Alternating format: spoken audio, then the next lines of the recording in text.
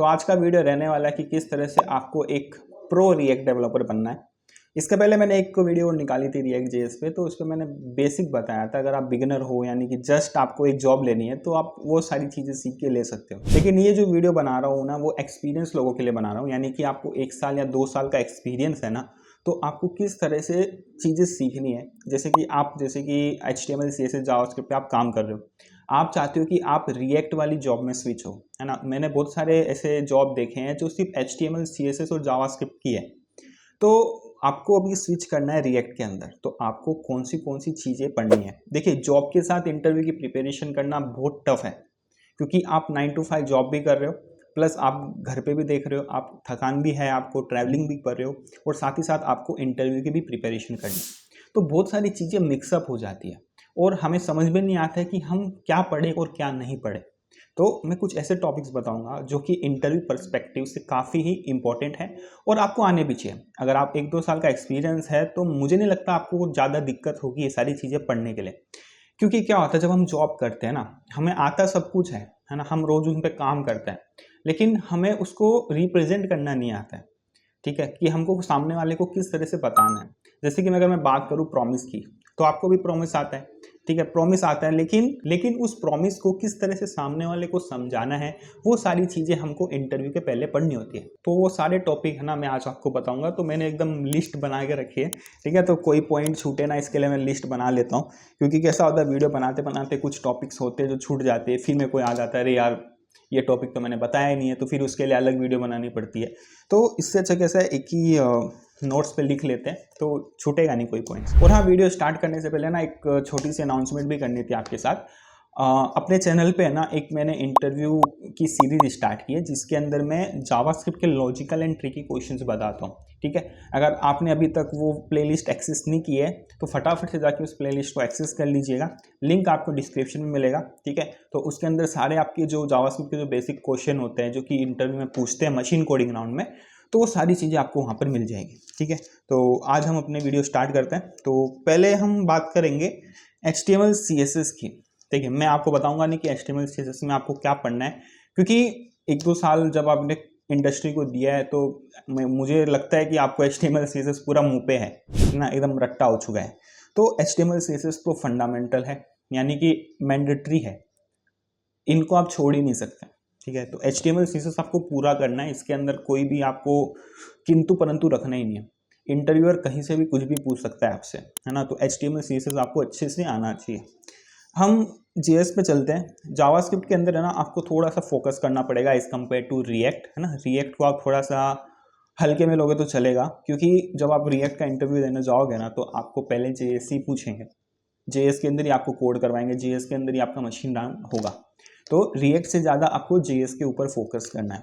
तो JS के अंदर जो पहला पॉइंट है वो है ES6 के जो फीचर्स हैं, है ना। जो ES6 के अंदर जो नए नए फीचर्स आए, जैसे कॉल बैक हो गया, लेट वेर कॉन्स्ट हो गया, स्कोप हो गया, होस्टिंग हो गया, वो सारी चीज़ें आपको करनी है।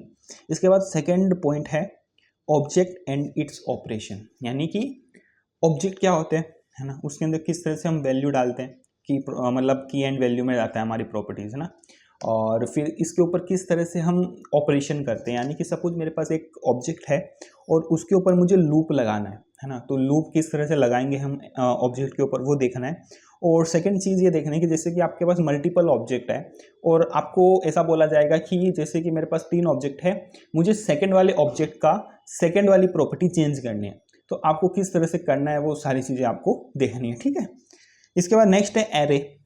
एरे तो मोस्ट इंपॉर्टेंट है, कहीं पर भी आप जाओ JS के इंटरव्यू में आपको एरे के ऊपर क्वेश्चन मिलेंगे ही मिलेंगे। तो एरे आपको अच्छे से आना चाहिए और इसकी शॉर्टिंग करनी आनी चाहिए। एक शॉर्टिंग मेथड आप सीख सकते हो, जैसे कि बबल शॉर्ट। बबल शॉर्ट है ना, काफ़ी अच्छा और अच्छे से समझने आने वाला जो फंक्शन है वो बबल शॉर्ट है, उसकी मदद से आप एरे को शॉर्ट कर सकते हो, ठीक है, तो वो देख लेना। इसके बाद नेक्स्ट पॉइंट है प्रोमिसेस असिंक अवेट। प्रोमिस और असिंक अवेट की मदद से हम हमारे जावास्क्रिप्ट को है ना असिंक्रोनस बना सकते हैं, ठीक है। तो आपको इसको देखना है। इसके बाद अगला जो पॉइंट है वो मोस्ट इंपॉर्टेंट है, वो है इवेंट लूप। आपको इंटरव्यूअर पूछ सकता है कि इवेंट लूप क्या होता है, किस तरह से इवेंट लूप जावास्क्रिप्ट के अंदर काम करता है। इसके बाद इसका एक और भाई आता है जावास्क्रिप्ट का आर्किटेक्चर। अब आर्किटेक्चर का मतलब ये होता है कि जैसे कि इंटरव्यूअर आपसे बोलेगा कि मुझे बताओ कि जावास्क्रिप्ट का जो कोड है वो किस तरह से रन होता है।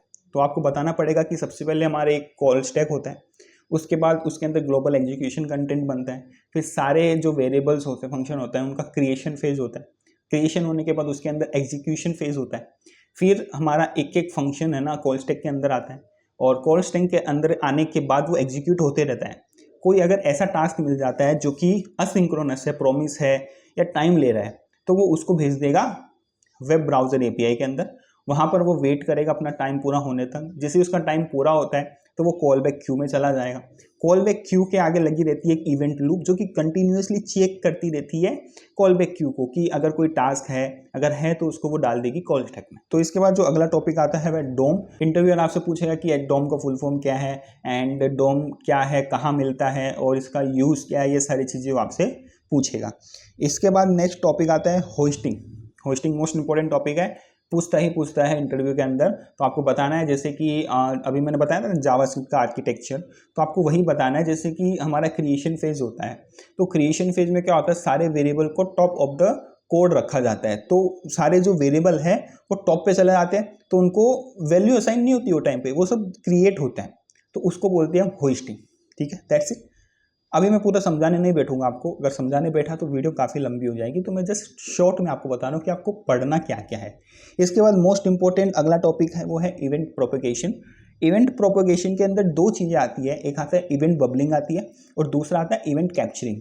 तो दोनों आपको बताना है, जैसे कि इवेंट बबलिंग जो होता है वो बॉटम टू टॉप जाता है और जो इवेंट कैप्चरिंग है वो टॉप टू बॉटम आता है।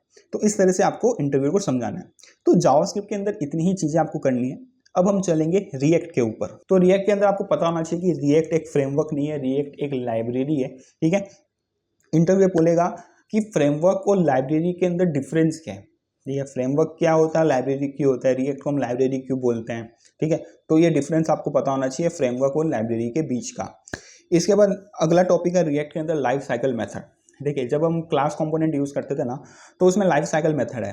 तो सबसे पहले क्या होता है, कंपोनेंट माउंट होता है, फिर अपडेट होता है, फिर अनमाउंट होता है, और इसके अंदर भी अलग अलग मेथड है, जैसे कि कंस्ट्रक्टर बनता है, रेंडर होता है ना। तो ये लाइफ साइकिल मेथड आपको जरूर से जरूर पता होना चाहिए अगर आप रिएक्ट का इंटरव्यू देने जा रहे हो। तो इंटरव्यू के अंदर लाइफ साइकिल मेथड ना पूछे ऐसा हो ही नहीं सकता। लाइफ साइकिल मेथड इंपॉर्टेंट है, बहुत इंपॉर्टेंट है इंटरव्यू पर्सपेक्टिव से, इसको मिस मत करना। ठीक है, इसके बाद है difference between class and function component. Interview बोलेगा कि क्लास कंपोनेंट में डिफरेंस क्या है और फंक्शन कंपोनेंट में डिफरेंस क्या है, यानी कि क्यों हम दो कंपोनेंट यूज़ करते हैं, क्यों ना हम सिर्फ क्लास कंपोनेंट ही यूज़ करें। जब क्लास कंपोनेंट से हमारा काम चल रहा था तो हमने फंक्शन कंपोनेंट क्यों लाया, है ना। तो इनका डिफरेंस आपको पता होना चाहिए। इसके बाद मोस्ट इंपॉर्टेंट चीज़ है हुक्स, है ना। फंक्शन कंपोनेंट के अंदर हुक्स है और कितने टाइप्स की हुक्स होती है वो सब पूछेंगे। इसके बाद आता है स्टेट एंड इफेक्ट, यानी कि जो हुक्स है उसके अंदर यूज स्टेट और यूज इफेक्ट, इन पे क्वेश्चन ज़्यादा पूछे जाएंगे आपसे। आपको बोला जाएगा कि यूज स्टेट का सिंटेक्स लिख के बताओ पेपर पे। तो आपको लिखना है कॉन्स्ट, फिर एक एरे बनाना है। ठीक है, फिर में data set data equals to use state डालना है। और एक जैसे कि यूज स्टेट हम लिख दिए तो उसके अंदर बाय डिफॉल्ट में हम कुछ वैल्यू डालते हैं, हम एरे भी डाल सकते हैं, हम ऑब्जेक्ट भी डाल सकते हैं, हम स्ट्रिंग भी डाल सकते हैं, हम नंबर भी डाल सकते हैं, है ना। वो ये पूछेगा और वो ये भी पूछेगा कि अगर मैं इसके अंदर कुछ नहीं डालूँ तो क्या आएगा। तो वो चीज़ें आपको ध्यान से याद रखनी है। ठीक है, याद से ध्यान रखनी है, समझ लो। इसके बाद नेक्स्ट है इवेंट हैंडलर। रिएक्ट के अंदर इवेंट हैंडलर कितने टाइप्स के होते हैं वो देखना है। क्लास कंपोनेंट अगर आपने यूज़ किया रहेगा तो उसके अंदर कंस्ट्रक्टर के पहले हम सुपर कीवर्ड लिखते हैं। तो वो क्यों यूज़ है, क्या उसका अगर हम नहीं डाले तो क्या होगा, तो वो चीज़ें आप देखना। इसके बाद अगला टॉपिक है वो है नोड मॉड्यूल्स। रिएक्ट के अंदर नोड मॉड्यूल्स क्या होते हैं और किस तरह से नोड मॉड्यूल्स हम फोल्डर के अंदर लेके आते हैं। और इसके बाद अगला टॉपिक है वो है पैकेज डॉट जेसन और पैकेज डॉट लॉक जेसन। इनका डिफरेंस पता होना चाहिए, किसमें क्या डेटा जा रहा है, वो सारी चीज़ें आप देखना। इसके बाद अगला टॉपिक है virtual DOM and real DOM. React क्यों वर्चुअल डॉम यूज़ करता है और ये रियल डॉम से कितना अलग है, वो सारी चीज़ें आपसे पूछेगा। इसके बाद मोस्ट इंपॉर्टेंट चीज़ आती है प्रॉप ड्रिलिंग। प्रॉप ड्रिलिंग क्या होती है रिएक्ट के अंदर और उसको किस तरह से ठीक किया जाए। अगर हम प्रॉप ड्रिलिंग नहीं करना चाहते हैं तो उसके अल्टरनेट हम क्या यूज़ करेंगे। ठीक है अभी बताऊंगा क्या यूज़ करोगे आप। इसके बाद आता है रिडक्स एंड कंटेक्स्ट एपीआई। आ गया, देखो अगर हमको प्रॉप ड्रिलिंग नहीं करनी है तो हम या तो रिडक्स की हेल्प लेंगे या कंटेक्स्ट एपीआई बनाएंगे, यानी कि ग्लोबल स्टोर बनाएंगे और उधर हम अपना डेटा रख देंगे और जहाँ पर भी हमको चाहिए रहेगा तो हम डायरेक्टली उस स्टोर से ले लेंगे। ठीक है, इसके बाद अगला टॉपिक है how to install module in Node.js. अगर आपको कोई मॉड्यूल या एक्सटर्नल डिपेंडेंसी आपके प्रोजेक्ट में चाहिए तो आप किस तरह से इंस्टॉल करोगे, है ना। तो सिंपल सा है, सबको पता है npm इंस्टॉल पर्टिकुलर मॉड्यूल का नाम, ठीक है, ये देखना। इसके बाद है should we use React without Node. मेरे से पूछा था, एक बार इंटरव्यू में गया था, उसने मेरे से पूछा था कि मैं क्या रिएक्ट का एप्लीकेशन रन कर सकता हूँ विदाउट नोड। मैं बोला यार क्या पूछ लिया। इसका आप कमेंट करके आंसर बताना कि क्या हम रिएक्ट विदाउट नोड यूज़ कर सकते हैं कि नहीं कर सकते, ठीक है। तो आज की वीडियो में इतना रखते हैं। ये टॉपिक्स अच्छे से प्रिपेयर करना इंटरव्यू के लिए, ठीक है। All the best for your interview. Thank you.